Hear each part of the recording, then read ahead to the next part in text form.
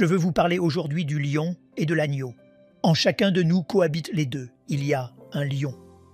Il est là pour protéger, pour défendre, pour conquérir. Le lion est courageux, combatif et nous aide à accomplir nos rêves. Il y a aussi un agneau en nous. Il est là pour rester en paix, pour pardonner les offenses, pour ne pas réagir à chaque circonstance, pour laisser Dieu mener nos combats. Nous voyons cela avec Jésus. On l'appelait le lion de la tribu de Juda. En tant que lion, il a renversé les tables dans le temple et a chassé les gens qui agissaient de mal. En tant que lion, il a parlé avec fermeté aux pharisiens, les chefs religieux aux motivations impures, les qualifiant d'hypocrites, disant qu'ils étaient des sépulcres blanchis. On l'appelait aussi l'agneau de Dieu. En tant qu'agneau, il n'a pas répondu à ses détracteurs lorsqu'ils l'ont amené devant Pilate. Face à toutes ces fausses accusations, l'Écriture dit qu'il ne répondit pas un mot. Il ne s'est pas défendu. Sur le chemin de la croix, les soldats et les autres se sont moqués de lui, l'ont tourné en dérision. « Et si tu es si grand, si tu es vraiment le roi, pourquoi ne descends-tu pas pour te sauver toi-même » Il a dit « J'aurais pu faire appel à 10 000 anges pour me secourir. » Mais il ne l'a pas fait. Il avait un dessein à accomplir. Il savait que tout cela faisait partie du plan de Dieu. La question n'est pas « Êtes-vous un lion ou un agneau ?» Vous êtes les deux. La clé est de savoir lequel des deux doit se manifester. L'Ecclésiaste dit « Il y a un temps pour tout, un temps pour toute chose. Un temps pour la guerre et un temps pour la paix. Un temps pour combattre et un temps pour se retenir. Vous n'atteindrez pas votre destinée en étant toujours un lion, en combattant sans cesse ou en étant toujours un agneau, en battant en retraite constamment. Certaines personnes sont douées pour être le lion. Vous les regardez de travers et elles rugissent. Elles adorent se disputer, se venger, dire ce qu'elles pensent. Elles sont facilement offensées, cherchant toujours à rendre la monnaie de leurs pièces. Quelqu'un leur coupe la route. Elles essaient de le rattraper. Elles vont conduire des kilomètres après leur sortie parce qu'elles veulent leur montrer qui elles sont. Voici quelque chose d'important. Vous n'êtes pas censé mener toutes les batailles. Beaucoup de choses qui se dressent contre nous ne sont que de simples distractions. C'est l'ennemi qui essaie de vous faire perdre votre temps, votre énergie, vos émotions, en vous entraînant dans des conflits sans importance. Quand quelqu'un nous fait du tort, dit des choses blessantes, ce lion sort naturellement. Me voilà, laissez-moi faire, je suis prêt à rugir. Vous devez vous demander, si vous gagnez cette bataille, qu'est-ce que cela va accomplir? Se situe-t-elle entre vous et votre destinée? Va-t-elle vous faire avancer? Ou va-t-elle simplement nourrir votre ego et vous faire du bien parce que vous leur avez prouvé qui vous êtes? C'est une distraction. Votre temps est trop précieux, votre mission trop importante pour vous laisser distraire par des batailles qui n'en valent pas la peine. Vous n'êtes pas seulement un lion. Il y a un agneau en vous. L'agneau reste en paix. L'agneau n'est pas agacé par les bavardages négatifs. L'agneau sait comment s'éloigner des conflits. Dans la vie de Jésus, il a été l'agneau bien plus souvent qu'il n'a été le lion. Je me demande si la raison pour laquelle nous sommes stressés, frustrés et semblons ne pas progresser n'est pas que nous laissons le lion dominer. Nous essayons toujours de nous défendre, de prouver, de contrôler. Je dois convaincre cette personne de m'apprécier et lui montrer que je suis quelqu'un de bien. Mais certaines personnes, quoi que vous fassiez, ne seront jamais pour vous. Si vous parvenez à les convaincre, 2 autres qui ne vous aiment pas apparaîtront. C'est un piège qui vous oblige à vivre constamment en mode combat. Regarde ce qu'ils ont dit. Mon patron m'a mis de côté. Et je suis encore coincé dans les embouteillages. Sam, tout est un combat. Rendez-vous service. Laissez l'agneau se manifester. Laissez Dieu mener vos combats. Mais Joël, ils parlent de moi. Ils me font passer pour un méchant. Permettez-moi de vous encourager.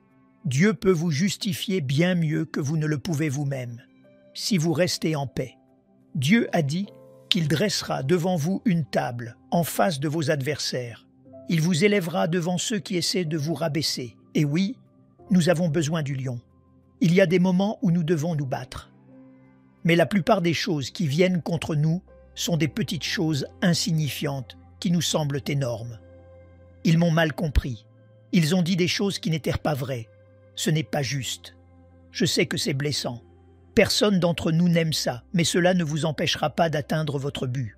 Quand Jésus était suspendu sur la croix et a refusé que les anges viennent le secourir, il disait en effet « Pour atteindre votre destinée, vous devrez supporter certaines choses. Vous devrez être la personne la plus mature et ignorer certaines insultes et ne pas vous défendre à chaque fois. Ne pas chercher à avoir le dernier mot, ne pas dépenser votre énergie à rugir, à essayer de remettre les gens à leur place. Vous devrez laisser cet agneau se manifester et laisser Dieu mener vos combats, remettre votre réputation entre ses mains. Vous devez faire confiance au dessein de Dieu pour votre vie. Croire que ce qu'il accomplit n'a pas besoin que vous corrigiez tout en cours de route. Que vous redressiez chaque personne, que vous arrangiez celui-ci, que vous contrôliez celui-là. Votre lion va faire une crise de nerfs. Il m'a dit de vous dire « Donne-moi un jour de congé ». Il y a un agneau en vous qui est prêt à se lever. L'agneau est un lieu de paix. L'agneau, c'est savoir que Dieu est votre défenseur, que rien ne peut arrêter ce qu'il a prévu pour votre vie. Quand vous êtes en paix, vous êtes en position de force. On pourrait croire que c'est en étant bruyant, énergique, combatif que l'on a le pouvoir. Mais parfois, c'est un signe de faiblesse. Nous essayons de rugir pour cacher notre insécurité. Pourquoi ne pas vous arrêter et savoir qu'il est Dieu? C'est intéressant. De tous les animaux auxquels Dieu aurait pu nous comparer, il y a le lion et l'agneau. L'agneau est l'un des animaux les plus paisibles, calmes et imperturbables que l'on puisse trouver. Vous n'avez jamais vu un agneau nerveux, un agneau contrarié, un agneau se disputer et se battre. Les agneaux sortent simplement brouter, profitent des pâturages, profitent de la journée. Une des raisons est qu'ils savent qu'ils ont un berger. Ils sont convaincus que quelqu'un veille sur eux, éloigne les animaux sauvages, pourvoit à leurs besoins, les conduit vers la nourriture et l'eau, alors ils restent en paix. Parfois, nous essayons de tout faire par nous-mêmes. Nous devons trouver la nourriture, pour ainsi dire, l'opportunité et garder la porte ouverte. Et nous devons convaincre ces gens de nous aimer et nous protéger du mal. Voici ce que nous oublions. Cela ne dépend pas seulement de nous. Nous avons un berger. Nous avons un défenseur, un pourvoyeur, un justicier, un créateur de chemin, un guérisseur, un libérateur.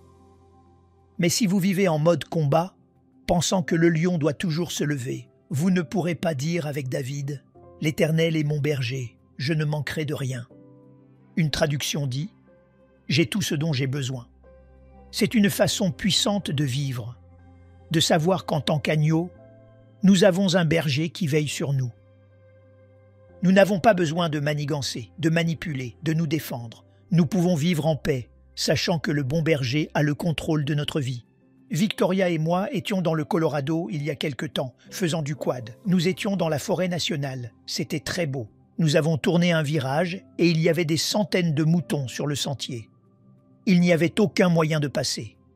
Nous avons arrêté nos quads et sommes restés assis quelques minutes. Mais ils n'ont jamais bougé. J'ai décidé d'essayer de les effrayer. Je me suis approché d'eux, à peut-être 6 mètres de distance. J'ai mis le véhicule au point mort et j'ai fait vrombir le moteur aussi fort que possible, à plein régime. J'avais l'impression que le sol tremblait. Je regardais très attentivement. Savez-vous que pas un seul mouton ne s'est retourné pour regarder? Pas un seul n'a prêté la moindre attention. Ils ont agi comme si je n'étais même pas là. J'ai appris une leçon ce jour-là. Les moutons sont têtus. Les moutons ne vont pas perdre leur paix. Nous devons prendre exemple sur eux. Soyez plus têtus lorsqu'il s'agit de céder votre paix. La prochaine fois que quelqu'un fera vrombir son moteur contre vous, pour ainsi dire, essaiera de vous contrarier, de vous offenser, ignorez-le et continuez votre chemin. Si vous les laissez vous contrarier, si ce qu'ils ont dit gâche votre journée, et si le retard aigrit votre matinée, vous leur donnez votre pouvoir. Vous avez besoin de votre joie, de votre paix, pour avoir une journée productive. Personne ne peut vous les enlever, vous devez les céder. Vous êtes maître de votre paix. Vous ne pouvez pas contrôler ce que les autres font, ce qu'ils disent, comment ils vous traitent. Mais vous pouvez contrôler votre réaction. Je sais que parfois nous devons affronter les choses et que le lion doit rugir. Mais la plupart du temps, c'est l'agneau qui doit se manifester. Si cette bataille ne se situe pas entre vous et votre destinée, ignorez-la et avancez. C'est ce que David a fait adolescent. Il travaillait dans les champs de berger, et son père lui a demandé d'apporter le déjeuner à ses frères. Ils étaient dans l'armée, dans une autre ville. Quand son frère aîné, Eliab, vit David, il dit devant tous les soldats, « Que fais-tu ici, David? Et à qui as-tu laissé ce peu de brebis que tu es censé garder ?» Il a essayé de rabaisser David et de le faire se sentir petit. David avait fait une bonne action. Il avait voyagé toute la journée. Il aurait pu être offensé. Je suis sûr que le lion en lui s'est dressé. Ses émotions lui ont dit « Règle-lui son compte », mais il ne l'a pas fait. L'Écriture dit que David se détourna et s'éloigna. Il a dû calmer le lion et laisser l'agneau se lever. Pour être l'agneau, vous devez ravaler votre fierté. Vous ne pouvez pas laisser votre ego prendre le dessus. Vous devez maîtriser votre esprit, maîtriser vos émotions. Souvent, nous voulons dominer les autres, contrôler la façon dont on nous traite, contrôler ce qu'ils disent, leur opinion. Nous ne pouvons pas contrôler ces choses. Ce que vous pouvez contrôler, c'est votre propre esprit. Vous avez le choix, le lion ou l'agneau. Vos émotions choisiront le lion. Elles voudront s'engager, se venger, se défendre. Ce n'est pas toujours le bon choix. Si vous êtes tout le temps le lion, vous serez distrait par des batailles sans importance. Ce qui est significatif, c'est que quelques minutes plus tard, David entendit Goliath provoquer les Israélites. Il sortit sur le flanc de la montagne et cria toutes ses menaces. Les soldats, eux, s'enfuirent et se cachèrent. Pas David. Le lion en lui se dressa. Il dit « Qui est donc ce Philistin, cet incirconcis, pour insulter l'armée du Dieu vivant ?» Si David ne s'était pas détourné d'Eliab, il n'aurait jamais vu Goliath. S'il s'était engagé dans une bataille sans importance, s'il avait laissé ce commentaire mesquin le contrarier, le détourner de son chemin, il aurait manqué la vraie bataille qu'il était censé mener. Ne perdez pas votre temps à combattre des choses futiles. L'ennemi essaiera de vous attirer dans des conflits, de vous piéger pour que vous soyez offensés, pensant « je dois leur rendre la pareille ». Ils se sont attaqués à la mauvaise personne. Faites comme David. Tournez-vous et partez. Il y a suffisamment de vraies batailles que vous devez mener. Il y a des Goliaths. Dieu en a mis sur le chemin de chacun d'entre nous. Des géants que nous allons vaincre et qui nous mèneront à un nouveau niveau. Mais si vous vous battez pour des futilités, vous n'atteindrez jamais Goliath. David demande « Quelle sera la récompense pour celui qui vaincra ce géant? Quel est le prix pour l'avoir éliminé ?» David était intelligent. Il n'allait pas le combattre sans raison. On lui dit que celui qui vaincrait Goliath épouserait la fille du roi Saül et que lui et sa famille n'auraient plus à payer d'impôts. David était un berger. Il venait d'une famille modeste, qui semblait destinée à toujours lutter. C'était une occasion de changer la lignée de sa famille, un moment décisif pour sa destinée. Avec cette seule victoire, il pouvait passer du statut de simple citoyen à celui de membre de la royauté. Le butin était grand. Alors qu'il contemplait tout cela, il dit à un moment donné « N'y a-t-il pas une cause ?» Il disait « J'ai une bonne raison de mener cette bataille. Premièrement, Goliath s'attaque au Seigneur, le Dieu d'Israël. C'est la chose principale. Je vais me battre pour ma foi. Et deuxièmement, il y a une grande récompense, non seulement pour David, mais pour sa famille. Une façon de savoir que c'est une bataille que vous êtes censé mener, c'est quand elle ne vous concerne pas seulement vous, mais qu'elle contribue à rendre le monde meilleur, à améliorer la situation de votre famille. Vous vous battez pour la justice, pour les opprimés, pour les démunis. Si David s'était battu contre Eliab, il n'y aurait eu aucun butin. Cela aurait été juste pour l'ego de David, pour essayer de prouver à Eliab qui il était. Vous n'avez rien à prouver. Pourquoi menez-vous des batailles en essayant de convaincre quelqu'un de vous aimer? Vous n'avez pas besoin de ça. C'est une distraction. David alla affronter Goliath. Il le regarda dans les yeux et dit « Goliath, en ce jour, je te vaincrai, et je donnerai ta tête en pâture aux oiseaux du ciel. » Ce lion s'est levé. Il est parti avec courage pour défendre le peuple d'Israël, pour défendre l'Éternel. Il a lancé cette pierre et a terrassé Goliath, le laissant inconscient. Il y a des moments où le lion doit rugir. Vous devez être fort, courageux et poursuivre ce que Dieu a mis dans votre cœur. Il ne s'agit pas d'être tout le temps un agneau ou tout le temps un lion. Il s'agit de connaître les saisons. Faites attention à ce à quoi vous consacrez votre énergie. La plupart du temps, nous devons vivre comme l'agneau. Ignorez les commentaires négatifs, pardonnez les offenses, pardonnez au conducteur qui vous a coupé la route. Vous ne le reverrez jamais. Pourquoi laissez-vous cela gâcher votre journée? J'étais sur le parking de Costco un samedi, il n'y a pas si longtemps, et il y avait 4 fois plus de voitures que de places. J'ai déposé Victoria et j'allais me garer et attendre dans la voiture. Après avoir tourné en rond pendant une éternité, j'ai finalement vu cette dame sortir avec ses enfants et commencer à monter dans sa voiture. Elle avait 27 chariots.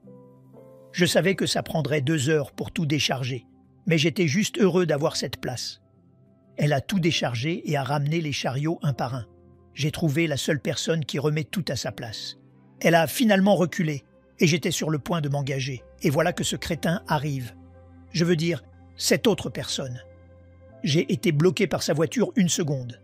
Il s'est faufilé depuis la mauvaise direction et a pris la place que j'attendais depuis 3 semaines.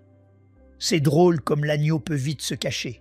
Tout ce que je sentais, c'était le lion qui disait « Klaxonne, agite le poing, fais-lui savoir ce que tu penses. » Parfois, c'est juste un test. Pouvez-vous maîtriser le lion dans les petites choses de la vie? Pouvez-vous maîtriser votre esprit? Contrôler vos émotions quand les autres vous font du tort? Je me suis dit, je te donne ma place de parking, mais je ne vais pas te donner ma paix. Je vais rester calme, je vais ignorer ça. La vie est trop courte pour se laisser contrarier par des petites choses. Si vous réussissez ces petits tests, le parking, le voisin qui vous offense, le collègue qui vous met à l'écart, alors vous arriverez à vos Goliaths, les batailles qui comptent vraiment, celles où Dieu vous donnera le pouvoir de faire tomber un géant, de passer à un nouveau niveau de votre destinée. Quand nous essayons d'acquérir cet endroit, l'ancien Compact Center, notre principal concurrent était la société qui possédait tous les bâtiments aux alentours. 11 tours, c'était David contre Goliath. Je n'étais pasteur que depuis 3 ans. J'étais jeune et nouveau dans tout cela. J'aurais dû être intimidé, penser qu'il n'y avait aucune chance. Ils sont tellement plus grands. Mais ce lion s'est levé en moi. Je n'aime pas les conflits. Je suis plutôt de nature facile. Mais il y avait un feu dans mon esprit. Je savais que cet endroit devait être à nous. À un moment donné, la société nous a offert une somme importante pour que nous partions. Allez construire votre propre bâtiment ailleurs. Ça ne m'a pas ébranlé, ça ne m'a jamais traversé l'esprit. Il y a un lion en vous pour accomplir votre mission, une puissance surnaturelle pour résister à l'opposition, une faveur pour vaincre. Ils ont essayé d'intimider, mais ce lion continuait de se lever, de rugir en retour. Vous savez que c'est une bataille que vous êtes censé mener quand le butin est grand. Ce n'était pas futile, c'était une destinée. C'était un lieu pour nous permettre de donner de l'espoir au monde, de relever ceux qui sont tombés, d'aider les gens à devenir ce pourquoi ils ont été créés. Pendant cette bataille de près de 2 ans, l'un des principaux chefs d'entreprise de la ville a déclaré en public « Il gèlera en enfer avant que Lakewood n'obtienne le Compact Center ». La personne qui me l'a rapporté pensait que je serais contrarié et offensé. Cet homme était si influent que cela pourrait nous retarder. La vérité, c'est que ça ne m'a jamais dérangé. Je n'y ai jamais prêté attention. Je savais que cet homme ne contrôlait pas notre destinée. Il ne peut pas arrêter les desseins de Dieu. Vous savez quoi? Il était une distraction. Je n'avais pas de temps à perdre à répondre à ce qu'il disait. Son opinion ne faisait ni ne défaisait notre projet. L'agneau s'est levé. Ignore ça, Joël. Passe outre. Avance. Qu'est-ce que je suis en train de dire? Vous pouvez avoir à la fois le lion et l'agneau qui travaillent en même temps. Le lion se battait pour le Compact Center. Nous n'abandonnerons pas ce que Dieu a promis. L'agneau ignorait les mauvaises langues, ne donnait pas d'énergie aux sceptiques. Il restait en paix malgré les critiques. Une marque de maturité, c'est quand on sait quand l'agneau doit se manifester et quand le lion doit se lever. Les deux sont nécessaires à votre destinée. L'erreur que nous pouvons commettre est de laisser le lion sortir pour des choses futiles, des choses qui n'ont pas d'impact sur votre but. ce sont des contrariétés, des retards, des offenses. Vous ne pouvez pas vous débarrasser de tout ça. Jésus a dit « Cessez de vous laisser troubler ». Ne passez pas les 20 prochaines années à vous laisser frustrer par les mêmes choses, le même collègue qui vous tape sur les nerfs, les mêmes embouteillages qui vous stressent. Changez votre approche. Il y a un agneau en vous. Si vous gérez la situation de la bonne manière, vous pouvez rester en paix. J'aime faire du vélo, et il y a un sentier de 16 km que j'emprunte qui longe le bayou et traverse de nombreux bois. Parfois, je traverse de grands nuages, de moucherons, des milliers et des milliers. J'ai appris à toujours porter des lunettes. Même si je roule au crépuscule et que je n'ai pas mes lunettes de soleil, je porte une paire transparente, parce que les moucherons peuvent entrer dans les yeux. Ils sont si petits qu'on ne peut pas les voir pour les éviter. Soudain, vous vous retrouvez dans un grand nuage. Il y a eu des fois où je n'avais pas mes lunettes et ils se sont mis dans mes lentilles de contact, je ne pouvais plus voir et j'ai dû m'arrêter. J'ai aussi appris qu'il faut garder la bouche fermée, sinon on avale les moucherons. Si vous parlez ou respirez par la bouche, ils peuvent entrer et provoquer une irritation. Vous commencez à tousser. Mais j'ai pensé que c'est le même principe dans la vie. Nous avons tous affaire à des moucherons, des petites choses qui peuvent nous déranger, nous irriter, nous offenser. On ne peut pas l'éviter. Ça fait partie de la vie. Premièrement, si vous ne gardez pas vos lunettes, pour ainsi dire, votre vision sera déformée. Vous perdrez votre concentration et serez distrait. Ce petit moucheron est entré dans mon œil. J'ai dû descendre de mon vélo, essayer de nettoyer ma lentille au milieu de nulle part. Les petites offenses, les petites irritations peuvent obscurcir votre vision et vous empêcher de profiter de la journée. Quand les moucherons arrivent, deuxièmement, gardez la bouche fermée. Mais Joël, ils ont été impolis avec moi. Sans vouloir vous offenser, c'est un moucheron. Chassez-le simplement d'un revers de main. Ne répondez pas. Ne vous plaignez pas. J'ai dit de le chasser d'un revers de main, pas de leur faire un geste déplacé. Chassez-le, c'est tout. N'allez pas raconter à 3 amis ce qu'ils ont fait. Tenez votre langue et continuez. Vous ne pouvez pas échapper à tous les moucherons. Certaines saisons sont pires que d'autres. Mais ils n'ont pas à gâcher votre journée quand vous savez comment y faire face. Et que c'est l'agneau qui se manifeste, pas le lion, et que vous l'ignorez. Vous passez outre et vous laissez Dieu mener ses batailles. Une des raisons pour lesquelles David était un champion, c'est qu'il comprenait le lion et l'agneau. Il savait lequel était nécessaire pour chaque saison. Il n'a pas essayé d'être tout le temps un lion, traitant tout le monde comme un Goliath, ni tout le temps un agneau, vivant de manière passive et complaisante. Je me demande si vous ne rugissez pas alors que vous devriez vous reposer, si vous ne vous battez pas alors que vous devriez pardonner, si vous n'êtes pas troublé alors que vous devriez faire confiance. Dieu ne nous a pas créés pour vivre en mode combat. Il y a un agneau en vous. Quand vous laissez cet agneau se manifester, non seulement vous aurez plus de paix, mais Dieu combattra pour vous. Il fera arriver des choses que vous ne pourriez pas faire arriver. David a finalement été au palais pour travailler pour le roi Saül. Il était son porteur d'armure. Il jouait aussi de la harpe pour Saül quand il était déprimé. Un jour, alors qu'il jouait, Saül lui a lancé une lance et a essayé de le tuer. Lui aussi était jaloux. Tout le monde connaissait ce jeune homme qui avait vaincu Goliath. Chaque fois que Dieu commence à vous élever, vous devez passer le test de la gestion des personnes jalouses. Tout le monde ne se réjouira pas pour vous. Certains deviendront critiques, essaieront de vous rabaisser, de vous discréditer. Il est tentant de laisser le lion sortir, de se disputer, de prouver, d'essayer de leur rendre l'appareil. Ce n'est pas le moment pour le lion, c'est le moment pour l'agneau. Restez sur la voie de l'excellence, pardonnez l'offense. Essayer de les faire changer d'avis est une distraction. Laissez tomber et avancez. Quand Saül a lancé cette lance, David l'a esquivée et elle l'a manqué. David aurait pu la ramasser et s'occuper de Saül. Il avait une bonne raison. C'était de la légitime défense. David était puissant. Il avait tué un ours de ses propres mains. Mais David savait que Saül était oint comme roi. Il ne toucherait pas à loin de Dieu. Comme avec son frère, David s'est éloigné. Il a réussi le test. Saül l'a poursuivi à travers tout le désert. David ne s'est pas vengé. Il n'a pas fait de mal à Saül. Plus tard, Saül fut tué dans une bataille et David devint roi. Mais si David avait pris les choses en main et avait essayé de se justifier lui-même, il n'aurait jamais accompli sa destinée. Il y a un temps pour le lion et un temps pour l'agneau. Les deux sont nécessaires. Peut-être qu'aujourd'hui vous êtes dans votre mode lion, stressé, frustré. La raison pour laquelle ça ne change pas, c'est que c'est le moment pour l'agneau de rester en paix et de laisser Dieu mener le combat. Demandez-vous, quel est le butin? Si je gagne, qu'est-ce que je vais y gagner?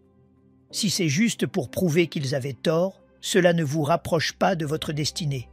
Ça ne vaut pas la peine de se battre. C'est une distraction. Soyez sélectif dans la façon dont vous dépensez votre temps et votre énergie.